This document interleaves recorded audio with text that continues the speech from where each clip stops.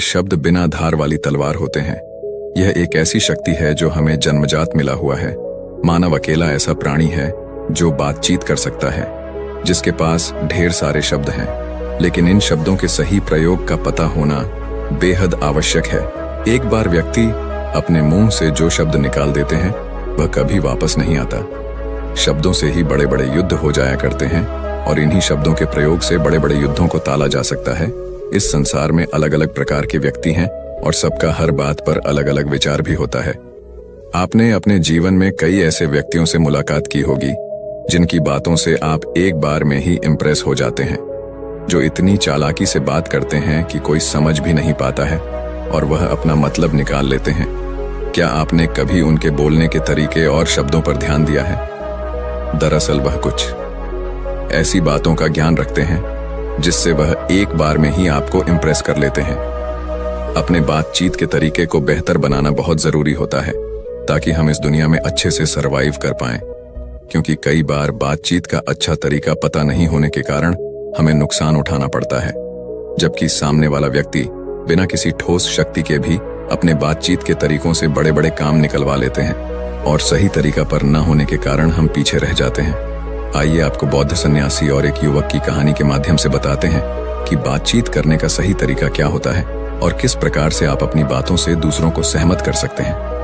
कहानी शुरू करने से पहले चैनल को सब्सक्राइब कर लीजिए और बेल आइकन भी दबा दीजिए। दोस्तों, गौतम बुद्ध की शिक्षा हर किसी के जीवन को नई दिशा दे सकती है। अगर आप भी इसे मानते हैं तो कमेंट्स में नमो बुद्धाय लिखना मत भूलिए। एक समय की बात है, एक घने जंगल के किनारे एक गांव था। उस गांव में एक व्यक्ति रहा करता था। वह व्यक्ति दिल का बहुत अच्छा था, सभी की मदद करता था, किंतु उसके साथ एक समस्या थी कि वह ठीक प्रकार से बात नहीं कर पाता था। उसकी आवाज में कोई समस्या नहीं थी, लेकिन उसे बातचीत के तरीकों का बिल्कुल ज्ञान नहीं था। कब क्या बात करनी है, किस अंदाज में बात करनी है, सामने वाले व्यक्ति को वह किस प्रकार से अपनी बात मनवा सकता है, यह सब तरीके उसे बिल्कुल भी नहीं आते थे। एक बार उस गांव पर बड़ी मुसीबत आ गई।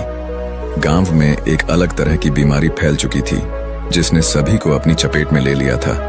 गांव वालों के पास अब राजा से मदद मांगने के अलावा और कोई रास्ता नहीं था, किंतु इन हालातों में राजा के पास जाएगा कौन? बहुत सोच विचार कर सबने निर्णय लिया कि उस युवक को राजा के पास भेजा जाए। दरअसल गांव वालों का यह मत था कि इसे बातचीत करना तो आता नहीं है, राजा को इसे देखकर दया आएगी और वह गांव वालों के लिए अधिक से अधिक धन की व्यवस्था करेंगे। शुरू में वह युवक बहुत अधिक डर रहा था, लेकिन आखिरकार गांव वालों ने उसे राजा के पास जाने के लिए मना लिया।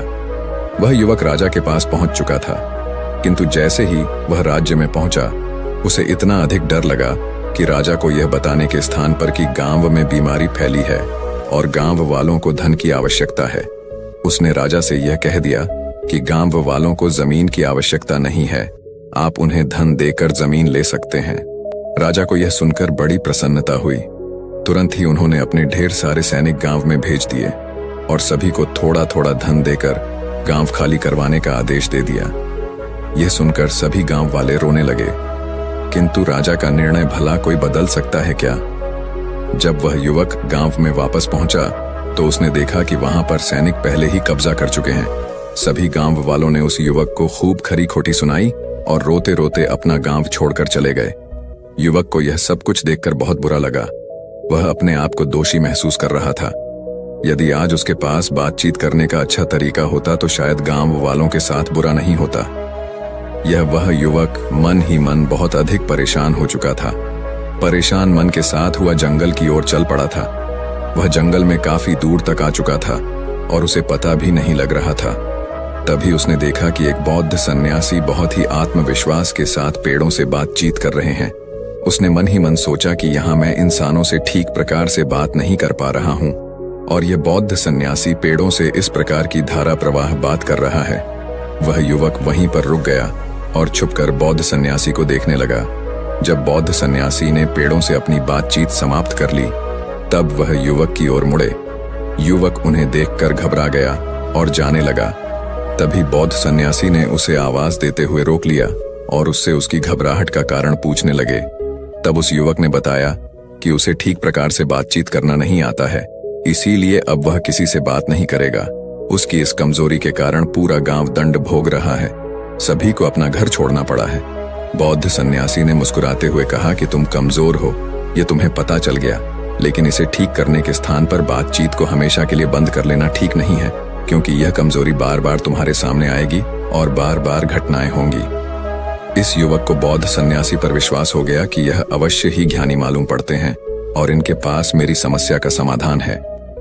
युवक ने बौद्ध सन्यासी से पूछा कि आप तो पेड़ों से भी इतनी धारा प्रवाह बात करते हैं, कृपया करके मेरी मदद कीजिए और मुझे बताइए कि मैं किस प्रकार से आत्मविश्वास के साथ धारा प्रवाह बातचीत कर सकता हूँ। बौद्ध सन्यासी और युवक दोनों वहीं पर पेड़ की छाया में बैठ गए। बौद्ध सन्यासी ने बताना प्रारंभ किया। उन्होंने कहा कि एक अच्छा से श्रोता ही अच्छा वक्ता बन सकता है। यदि तुम चाहते हो कि तुम्हारे बातचीत करने का तरीका अच्छा हो जाए, तो सबसे पहले सुनना सीखो। कई बार व्यक्ति अपनी ही मग्न में मस्त होते हैं और अपनी बातचीत में दूसरों की बातों को नहीं सुनते हैं। ऐसा करना बिल्कुल गलत है। यदि हम किसी के सामने बातचीत कर रहे हैं, तो उसकी बात को सुनना भी हमारा कर्तव्य है। यदि हम सामने वाले को अपनी बात पूरी करने देते हैं, तभी जाकर वह हमें आत्मविश्वासी मानकर हमारी बात पर ध्यान देते हैं और इस प्रकार से एक अच्छा संचार होता है। अच्छी बातचीत का दूसरा तरीका है विचारों को आसान भाषा में कहना। अपनी बात को आप जितना अधिक से अधिक सरल शब्दों का प्रयोग करके कहेंगे, सामने वाले व्यक्ति पर उतना अधिक असर होगा। जब आप बातचीत को बहुत ज्यादा घुमा फिर करते हैं, तो सामने वाला व्यक्ति उसमें रुचि नहीं लेता है। उसे आपकी बातें बेकार लगने लगती हैं और इस प्रकार आप जो कहना चाह रहे थे वह नहीं कह पाते हैं। स्पष्ट शब्दों का प्रयोग। बातचीत के तरीके में शब्दों का स्पष्ट होना बहुत जरूरी है। बहुत तेज और जल्दबाजी में शब्द नहीं कहने चाहिए। अपनी बात को मीठे स्वर में और धीरे धीरे बोलना चाहिए, ताकि सामने वाला व्यक्ति पूरी तरह से आपकी बात को समझ सके। जब सामने वाले व्यक्ति को आपकी बात में हिचकिचाहट नजर आएगी, तब वह या तो आपका मजाक उड़ाएगा या फिर आपकी बात में रुचि लेना बंद कर देगा। जो भी बात कहनी है, उसे आत्मविश्वास के साथ बिना डरे कहो।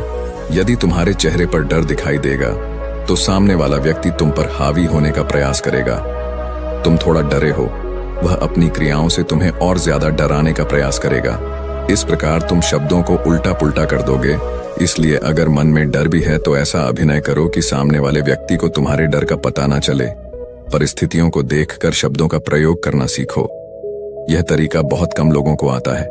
वह बिना को जाने बस अपनी बात रख देना चाहते हैं, किंतु खराब स्थिति में कही गई बात की सफलता का प्रतिशत कम हो जाता है। इसलिए हमेशा सामने वाले व्यक्ति के मूड को देखते हुए और आसपास की परिस्थितियों को देखते हुए ही बातचीत शुरू करनी चाहिए। सामने वाले व्यक्ति की ओर आंखों में देखते हुए बातचीत करना सबसे बेहतर तरीका होता है। ऐसा करने से वह आपकी बात से निश्चित ही सहमत हो जाएगा। यदि आप बातचीत के समय इधर उधर देखते हैं या फिर नीचे की ओर देखते हैं, तब सामने वाला व्यक्ति आपकी बातों पर विश्वास नहीं करता है और समझ जाता है कि या तो आप झूठ बोल रहे होंगे या आपकी बातों में किसी प्रकार का कोई वजन नहीं है। वह आपकी बातों से अपना ध्यान हटा लेता है और इस प्रकार उसे अपनी बातों से सहमत करना मुश्किल हो जाता है। कभी भी अपनी बात शुरू करने से पहले सामने वाले व्यक्ति को कुछ ऐसे शब्द कहें जिससे कि उसे प्रसन्नता हो। उसे आपका अच्छा संपर्क, कनेक्शन होना आवश्यक है, तभी जाकर वह आपकी बातों से सहमत हो सकेगा। यदि उसे जरा सा भी महसूस हुआ कि आप उसके साथ रूखा व्यवहार कर रहे हैं, तब वह आपकी बातों पर ध्यान नहीं देगा। इसलिए अगर किसी से अपनी बात मनवानी है, तो उसके बारे में 2-4 अच्छे शब्द कह देने में कोई बुराई नहीं है। न कहना आना चाहिए। कई व्यक्ति ऐसे होते हैं जो हर परिस्थिति में हाँ हाँ कहते हुए जाते हैं। उन्हें लगता है कि एक अच्छा व्यक्ति बनने के लिए सभी को हाँ कहना आवश्यक है, किंतु ऐसा बिल्कुल नहीं होना चाहिए। आपको ना कहना आना चाहिए। हर परिस्थिति में सबसे पहले अपने आप को रखना चाहिए। अपनी सीमाओं से बाहर जाकर किसी के लिए कुछ करना सही नहीं होता है। जब तक आपका व्यक्तिगत नुकसान नहीं है, तब तक मदद करना ठीक है, किंतु व्यक्तिगत नुकसान उठाते हुए किसी को हाँ कर देना सही नहीं होता। ना कहना भी एक मजबूती का प्रदर्शन माना जाता है। इसका प्रयोग अवश्य करें। जहां जरूरत हो वहीं पर बोले। कई व्यक्ति ऐसे होते हैं जो दूसरों के मामले में भी बिना मतलब के बोलते रहते हैं। ऐसा करने से वह अपनी वैल्यू ही घटाते हैं। कभी भी ऐसे मामलों में नहीं बोलना चाहिए जिसका सीधा संबंध आपसे ना हो। यदि आपको उस मामले में बोलने के लिए आमंत्रित किया जा रहा है तो दोनों पक्षों की बातों को ध्यान में रखकर ही बोले। ऐसे शब्दों का प्रयोग बिल्कुल न करें जो दूसरे व्यक्ति को दुख दें। दूसरों के मामलों में कम ही बोलना चाहिए। इस प्रकार बौद्ध सन्यासी ने उस युवक को बातचीत करने के सबसे अच्छे तरीके बताएं। उस युवक ने बौद्ध सन्यासी को धन्यवाद दिया और कहा कि अब वह इन तरीकों का प्रयोग जीवन भर करेगा। साथ ही उससे जो गलती हुई है वह राजा के सामने जाकर इसे ठीक करने का पूरा प्रयास करेगा। तो दोस्तों, उम्मीद है इस वीडियो से आपको काफी कुछ सीखने को मिला होगा, और अगर कुछ सीखने को मिला हो तो हमारे इस वीडियो को लाइक, शेयर और सब्सक्राइब जरूर कर लीजिएगा, और साथ ही कमेंट में नमो बुद्धाय जरूर लिखिएगा। धन्यवाद।